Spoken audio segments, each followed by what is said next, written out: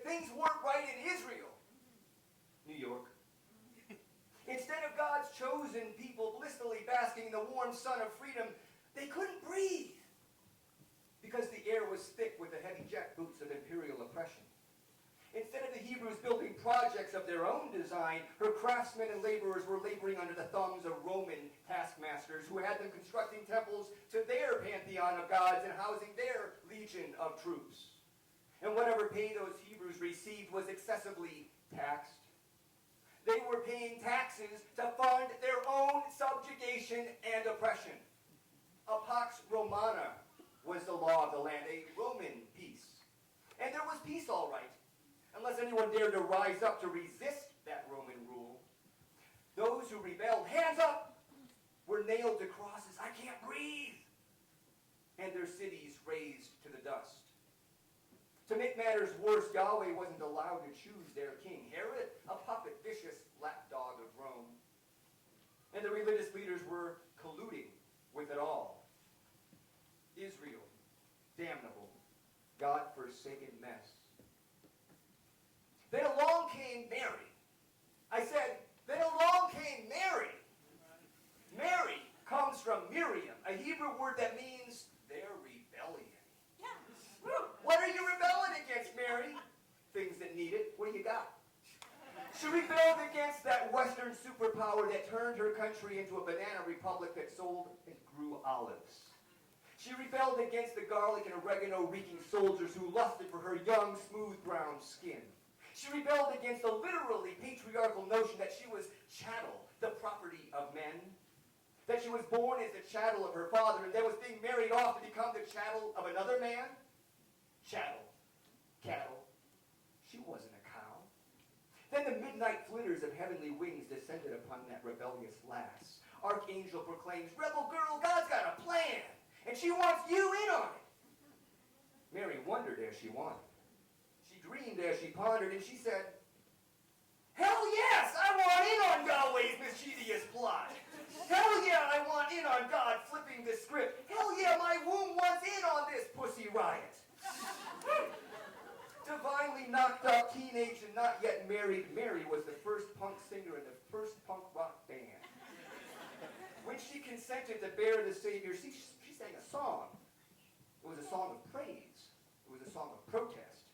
Not timid, but raucous. Not meek and mild, but bold and wild. God's about to do something new in the world. God's about to turn the world upside down, knock the wealthy oppressors off their pedestals, lift up those who've been oppressed, and usher in a new reign of social justice and reconciliation. She's saying, and I quote, "My soul glorifies the Lord, and my spirit rejoices in God my Savior, for he has been mindful of the humble state of his servant. From now on, all generations will call me blessed. For the Mighty One has done great things for me. Holy is his name. His mercy extends to those who fear him. From generation to generation he has performed mighty deeds with his arm. He has scattered those who are proud in their inmost thoughts. He has brought down rulers from their thrones, but has lifted up the humble. He has filled the hungry with good things, and he has sent the rich away empty. He has helped his servant Israel, remembering to be merciful to Abraham and his descendants forever, just as he promised our ancestors." And a lot has happened since she sang that first Magnificat song. Though crucified, Jesus came, saw, and conquered the hearts and minds of millions and billions of men and women. At our best, we joined in on Mary's song of justice. At our best, we sang the song that ended slavery. At our best, we sang the song that emancipated women. At our best, we sang the song that ended the dark days of segregation and opened up a bright day of racial harmony. At our best. At our best. But we aren't always at our best. Sisters, it's time once again to sing a new song. And brothers, let's join them. Let's sing a song to end human trafficking in a world where there are more people enslaved today than at any other time in human history. Let's sing a song that breaks through the glass ceilings that prevent women from becoming CEOs and that prevents women from earning more than 80 cents to a man's dollar. Let's sing a song that challenges the sanctimonious bigotry and homophobia that still remains in too many parts of Christ's holy church. Let's sing a song that the unjust status quo of 1 out of every 3 African-American males born today predicted to end up in prison. That's the rate they're on. With 1 out of every 8 African-American males disenfranchised from voting as a result. Let's sing a song that rejects the realities where there are 96 cases of a white police officer killing a black person in our nation every year, and where over 5,000 American citizens have been killed by police officers in the past 10 years, with more of our citizens now being killed by cops than U.S. soldiers being killed by our enemies in Afghanistan. And while we're at it, let's sing a song that rejects spending more on our military than nearly all the other nations in the world do on theirs combined.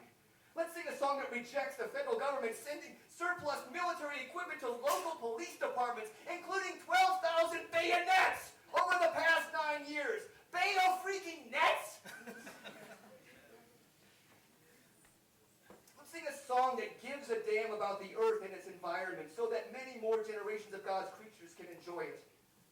Let's sing a song that celebrates the power of people uniting and ending apartheid wherever it appears, in ways that seek truth and reconciliation instead of vendettas and bloodshed. And let's sing a song that denounces a Pax Americana just as vigorously as Mary's rebel song sang against the Pax Romana. Some called her Theotokos, Mother of God. But Mary's also Punkotokos, mother of all rebels with a cause. And friends, we have a cause, and we have a song, and Lord knows we have that cause.